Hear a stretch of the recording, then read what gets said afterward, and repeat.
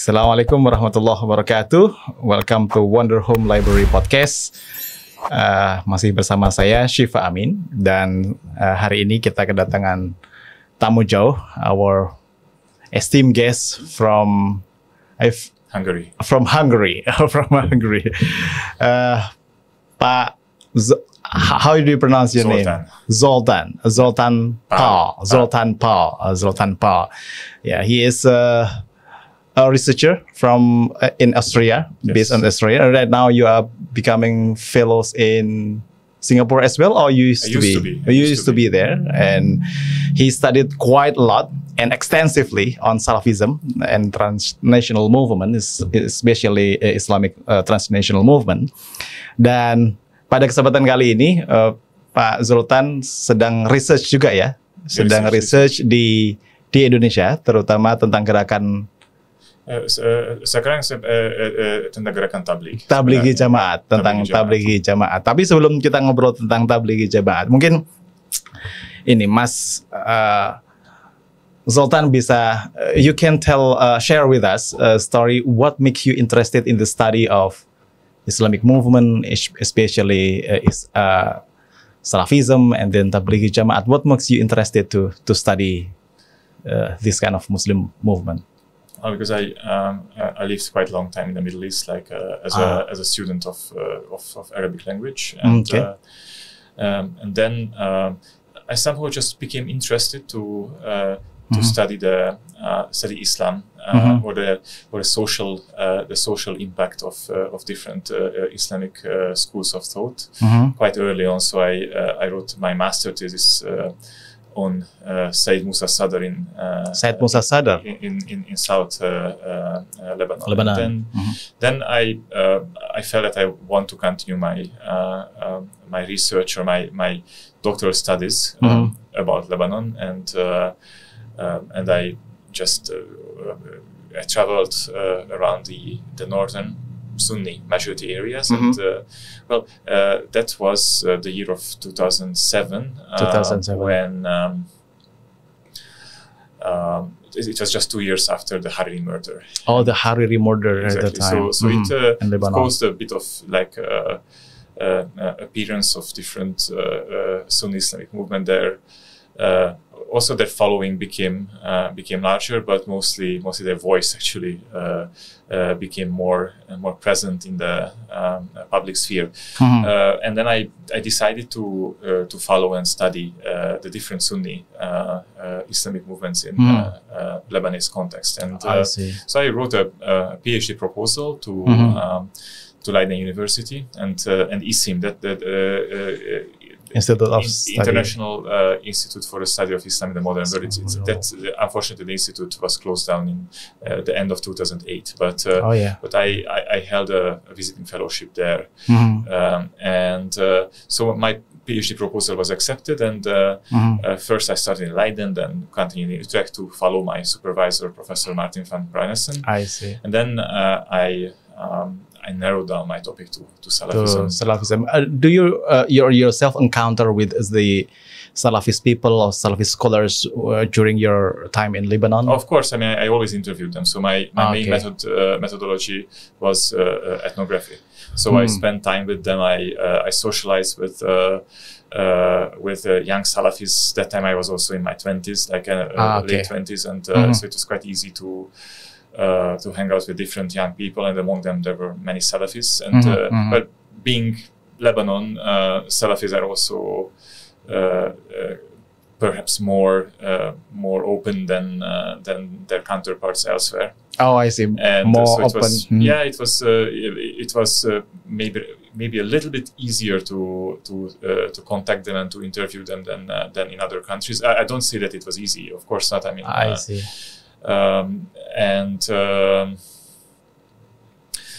So I interviewed many local Salafi participants, Salafi scholars, also abroad in Kuwait. Okay, so with your interaction with the Salafi movement in Lebanon, and then your own research later on in Cambodia and Kuwait, if I'm not mistaken, what is the underlying idea that this Salafi movement have in their movement? Well, it is basically a purification movement. They want to return to what they believe as authentic Islam, meaning kind of literal interpretation of the scripture, the Quran, and a set of canonized hadith. And they want to imitate the lifestyle and especially the religiosity and morality of or religious practices, belief and morality of the first three generation of Islam. But this is basically essentially a modern movement. It is also kind of a reaction to modernity. A reaction to modernity. Yes, exactly. And but like this is how I briefly define Salafism. Yes. Okay. But sometimes, I mean, people in the modern world also associate Salafism with what's so-called Wahhabism, what's so-called they are, for example, portrayed as the cause for the violence in certain part of the world. Is that the case, or what do you know? Wahhabism, I don't like to use this term, but it's a reference, of course, to the Saudi Salafi ulama who shared power with the Al Saud ruling family. Well, they are Salafis, and of course they had tremendous influence on global Salafism. But I think it would be mistaken to call every Salafi Wahhabi. And then associated certain extremist groups, of course, claim to be Salafi, but you can see that most Salafis absolutely reject violence. But at the same time, if you look at, for instance, those who joined ISIS, very few of them were Salafis. Most of them were just non-practicing Muslims. Non-practicing Muslims themselves. Like some of them even ordered Islam for Dummies via Amazon before joining ISIS. So I mean, ISIS may rely on certain Salafi interpretations and methodology when it coins its own ideology and discourses, but I mean, I wouldn't equate Salafism with ISIS. It's like it's a common discourse, of course, among policymakers, right? among journalists, and also among some of the academics. But I mean, I think it's wrong. I mean, Salafism is a school of thought. It's a lot broader than jihadism itself. I see. So with the idea of, like you said, purification, and then going back to the early generation of Muslims' lifestyle, let's say, how do the Salafi movement navigate their life in this modern world? I mean, how do they navigate? How do they adjust themselves to the modern world? What kind of aspiration that they have? But I mean, it's quite a complex question, because also Salafis can be very, very different from each other. So it's you have some Salafis who put their focus on purification. And even sometimes isolate themselves from the rest of society, even from non-Salafi Muslims, and try to create, like you have in many Indonesia, many villages or communities in Indonesia, like the one in Ambon, but you have also here in Jogja. Some other Salafis are less strict about al-wala wal-bara, like exactly about keeping distance and like rejecting the influence of the outside world. Some of them actually campur dengan masyarakat. Bisa bercampur bergaul dengan masyarakat. Bergaul karena mereka juga mau mempengaruhi Muslim yang belum Salafi atau yang tidak Salafi itu. Okay. And so that's the issue. And I think Salafism actually provides a kind of tool for people to navigate in the modern world, because it's very it's very much of a positivistic ideology. It has clear-cut rulings. Clear-cut ruling. Exactly. People can go hadith and fatwa shopping to cover certain or basically every aspect of human life. So if they have a question about just about anything they face in life, they certainly can find a hadith that covers it, or a fatwa. So I think this sort of literalist reading and shopping mindset in fact helps to how to get by in a quickly changing world.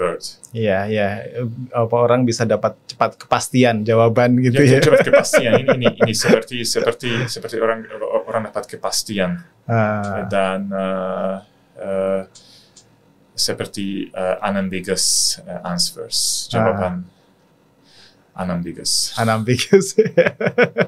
Tapi gejala semacam ini ada hanya specifically in the Islamic religion, di dalam konteks Islam, atau juga ada di agama-agama lain, kalau boleh, kalau mungkin tahu. Pemikiran seperti mirip Salafi ada di agama lain. Agama lain juga ada yang sangat spiritualist.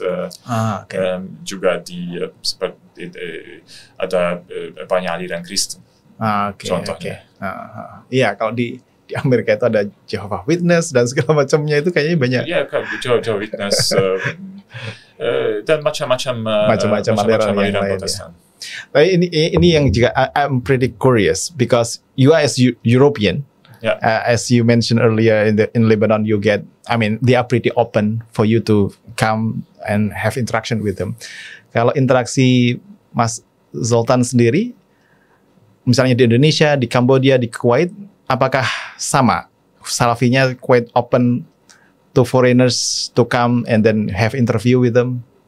Of course.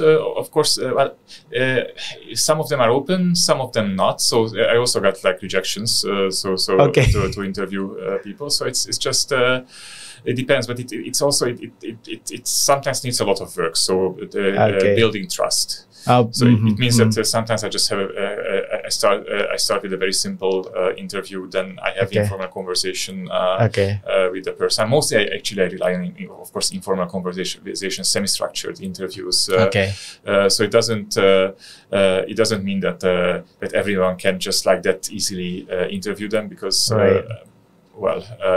you need to actually prove that your intentions are academic, your intentions are pure, and you don't want to, for instance, create a negative picture about them. About them too, that's what I think they are afraid of. Exactly. So when actually, of course, you speak in Arabic with them, you. In Kuwaiti context, you sit with them in the traditional gatherings like diwaniyas. People have these diwaniyas. Basically, every family has once a week a diwaniya, and then if you visit them there, usually everyone can go to every diwaniya. So they will not send you away, and then you. When you chat with them, they get familiar with you. Then it's a lot easier to get their help for your research. Okay, yes, especially when I saw your picture. You have beard as well. It's normal. I mean, it's also many Europeans who don't have any relationship to Salafism or an interest. Also wear beard. That's fine. I used to have a conversation with Hilman Latif and his colleague as well, Mukhlis.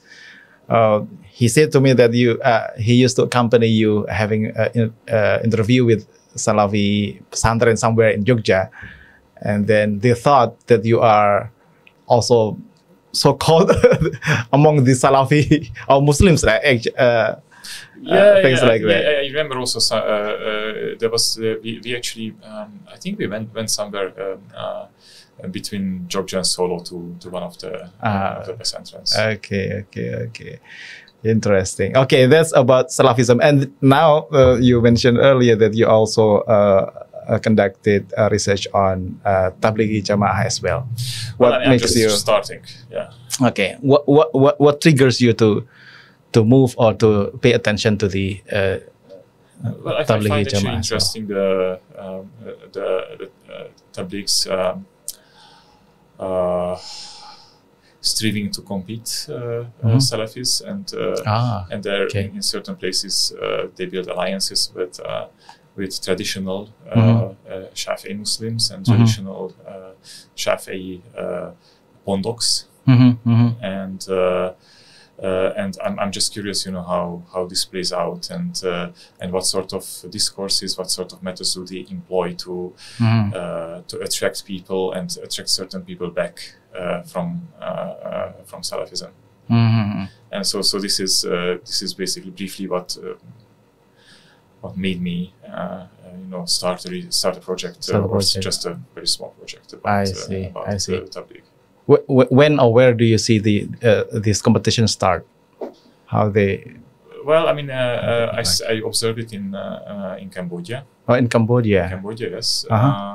And also this year I traveled a little bit in the Philippines, and I also had this sort of observation. Yeah, and as well as in Thailand.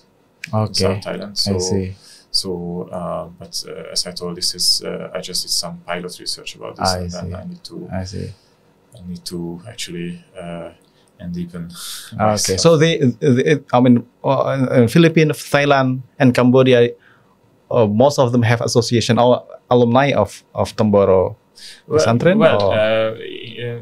Many of them, not most of them, but they are alumni of several Tablighi markas. But you have actually, it seems that Temboro is quite influential, and it's quite unique because they bring back certain practices from Indonesia, and they teach, for instance, Silat. Silat, Silat. But also some of the alumni of Temboro are famous about expelling jinn.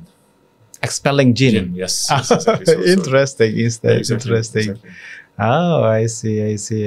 Yeah, which is understandable if they are competing with Salafism, because this kind of idea of jinns.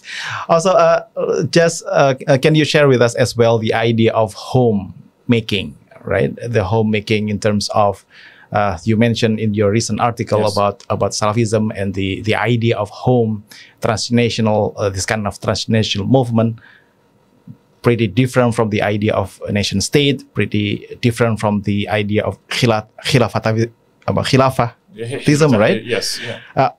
How these Salafis convey or perceive the idea of the home? Well, actually, for Salafis, home is not territorial. So territorial. They believe that the home of the believer should be wherever there are other believers, true believers who practice the true version, the uncorrupted version of Islam. So I mentioned several examples in the article, also make a comparison between Lebanon and Cambodia. And so I mentioned, for instance, that Salafis feel at home also in the United States in a Salafi community, in the companionship of like-minded people. At the same time, they claim to be strangers in their home country, Kuwait, in areas which they do not approve, whose style they do not approve. For instance, the Salimiyah district with bars, cafes, women without hijab. And so I argue that Salafis at least conceptualize home in a deterritorialized way. Deterritorialized way, okay. Exactly. So the home, and they also compete in certain ways with the nation state, because the nation state, of course, has a certain territory, while Salafis they actually not just compete with the idea, but actually bypass it. Bypass the nation state. But by passing a nation state territoriality, for example, for Hizb ut-Tahrir, they have an aspiration of having political entity. Yes. Right, as the ummah and as the khilafah.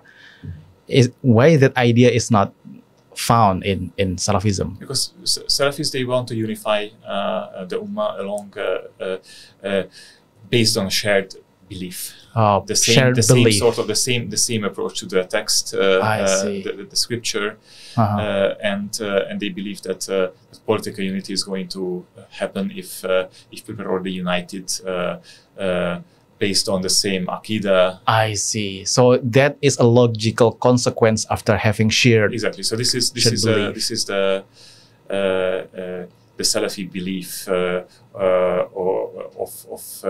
unifying the ummah. This is the right for them. This is the right way, and not political unification, because they believe that every kind of khilafah or larger political unit will fall apart if the citizens or the subjects are not true believers. I see. Or their Islam is not murni, is not authentic. It's not pure enough, not authentic enough. Okay. Last one probably, because we have very limited time. We have to go somewhere else. Within Salafism itself, you mentioned earlier that also there is diversity within Salafism. For example, in Indonesia, there is what's so-called, I don't know whether it's happened in other places as well or not. To the extreme, there is what's so-called as takfiri Salafism. And on the other hand, they are mingled with other people as well. What do you understand so far in your observation, the diversity within makes this diversity?